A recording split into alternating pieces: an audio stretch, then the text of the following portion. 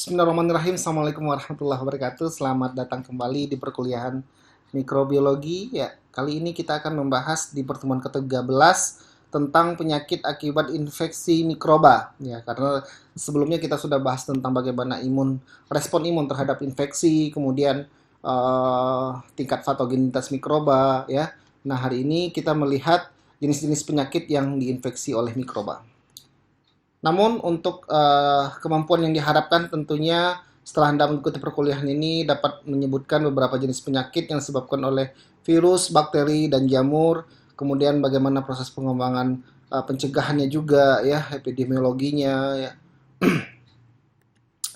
Baiklah, kalau seandainya kita lihat ya, infeksi mikroba patogen dapat masuk ke dalam tubuh itu melalui beberapa cara ya, di mana dengan airborne transmission ya, kemudian ada makanan dan minuman yang terkontaminasi dengan darah, gigitan serangga, dan yang paling berbahaya itu adalah hubungan seksual.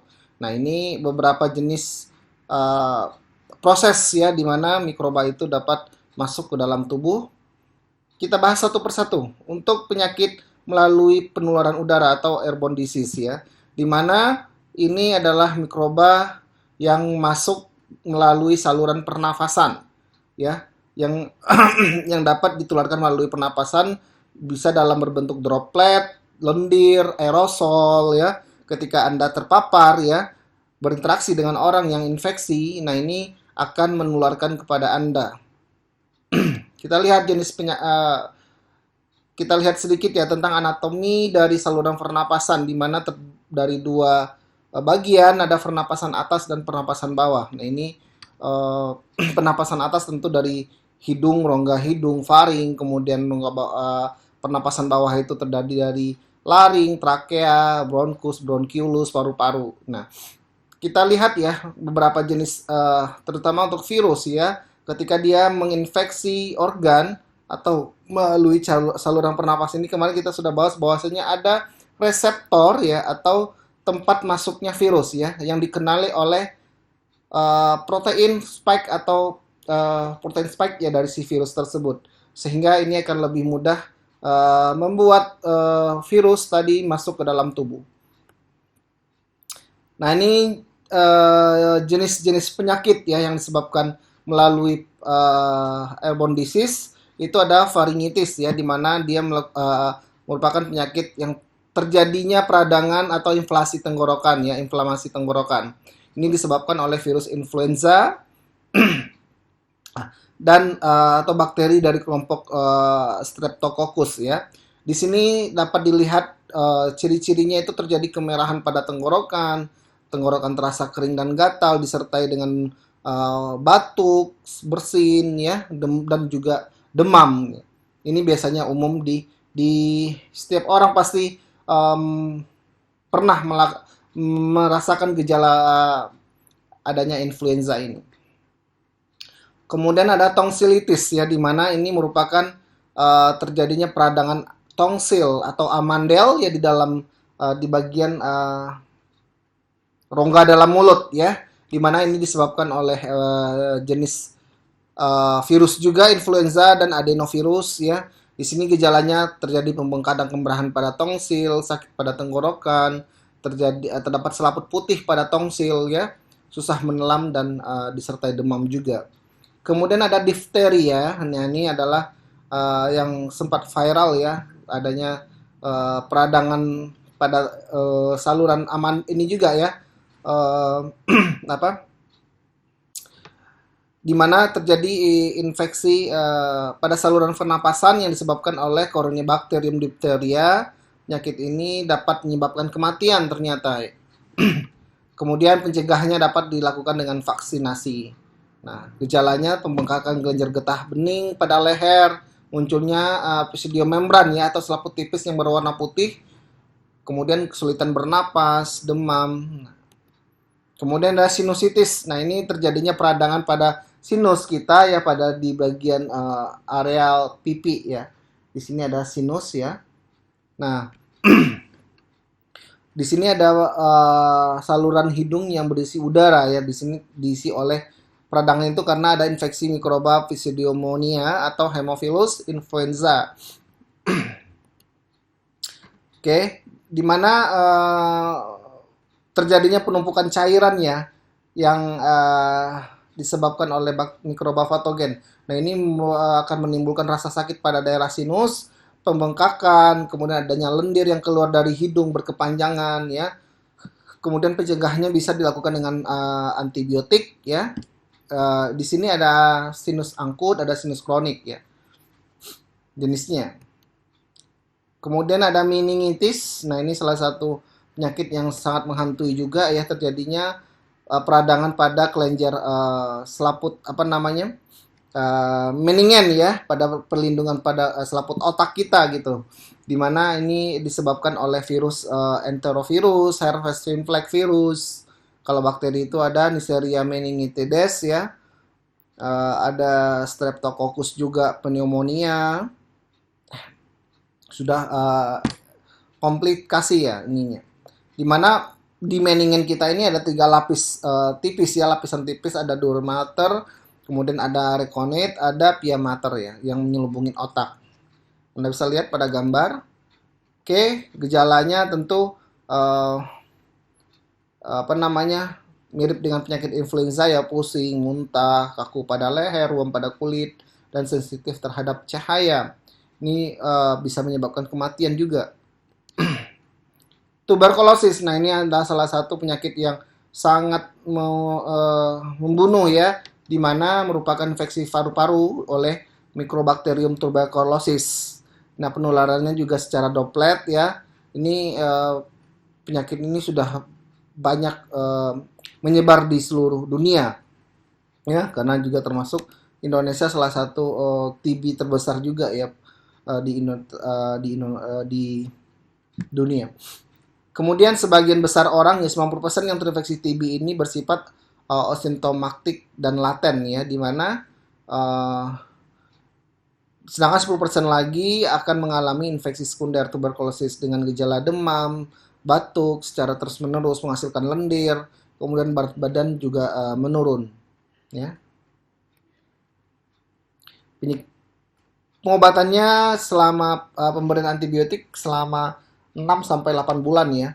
Dari beberapa jenisnya ada isoniazid ya, ada rifamycin, ada etambutol ya, ada pyrazinamide. Kemudian ada pneumonia ya, penyakit infeksi yang menyerang paru sehingga menyebabkan kantung udara di dalam paru itu meradang dan bengkak. Nah, ini biasanya disebabkan oleh adenovirus juga, ada streptococcus juga dari kelompok bakteri. Kemudian dari kelompok fungi itu ada aspergillus. Ya, gejalanya sama ya, terjadi bukan pada alveoli itu ada demam, batuk, dada terasa sesak. Nah, ini biasanya juga di pengobatannya dengan antifungal ya. Kemudian penyakit melalui jalur penularan makanan dan minuman. Nah, ini yang biasa kita selalu menginfeksi kita ya, ketika kita tidak menjaga makanan kita ya, menghigienisan makanan kita. Ini akan ancaman bagi kita, terutama seperti keracunan makanan ya. Keracunan makanan ini dari kontaminasi dari Staphylococcus ya, ada Clostridium, ada Bacillus juga. Ini biasanya diikuti dengan muntah atau diare ya. Kemudian ada kolera. Nah, ini juga minum air yang sudah tercemar Vibrio ya, Vibrio cholera. Nah, ini diare yang hebat, kemudian banyak ya penyebabkan kematian juga. Ini salah satu penyakit penyumbang tinggi ya untuk kematian. Kemudian ada tipes ya, ada typhoid fever ya, di mana ini disebabkan oleh Salmonella typhi ya, menyebabkan luka pada usus dan pendarahan pada feses ya, sakit di perut juga. Ini biasanya ditularkan melalui 5F ya, ada melalui makanan, ada serangga, ada feses, ada ya. Oke, ada tukak lambung ya, infeksi yang disebabkan oleh Helicobacter pylori ya, di mana gejalanya sama dengan MAH ya, adanya kenaikan asam lambung ya, tetapi ini lebih ke adanya kanker. maksudnya dapat mengakibatkan cancer kalau seandainya kita tidak tangani dengan baik gitu. Kemudian ada hepatitis. Nah, ini bisa secara ini kita bisa lihat ya orang-orang yang tergejala atau terjangkit hepatitis ini ya, biasa ini diinfeksi oleh virus hepatitis A, dan yang spesifik itu adanya warna kuning pada bola mata ya. Kemudian penyakit melalui jalur penularan darah atau bloodborne disease ya, di mana blood ini contohnya adalah cytomegalovirus ya. Ini penyakit yang disebabkan oleh cytomegalovirus CMC, dapat menyebabkan kecacatan pada bayi yang baru lahir. Kemudian ini dapat dideteksi dengan uji darah. Nah, umumnya tidak memerlukan pengobatan, namun untuk bayi terinfeksi dan individu yang dengan respon imun yang lemah diberikan antivirus. Kemudian ada hepatitis B dan C, ya, infeksi oleh virus hepatitis B mengakibatkan kerusakan pada organ hati ya. Ini salah satu organ yang diinfeksi oleh hepatitis ini ya. Kemudian gejalanya sama ya, urin dan feses berwarna gelap, kekuningan pada kulit dan mata ya, kehilangan nafsu makan, berat badan menurun. Pencegahannya dapat dilakukan vaksin ya. Kemudian penyakit melalui jaluran gigitan serangga, ini salah satu contohnya adalah demam berdarah ya. Ini melalui virus dengue ya, melalui nyamuk Aedes aegypti ya. Terjadi gejalanya terjadi peradangan pada otot, ya, nyeri ya. Kemudian demam tinggi, pusing, mual muntah, kemudian ada ruam merah pada kulit.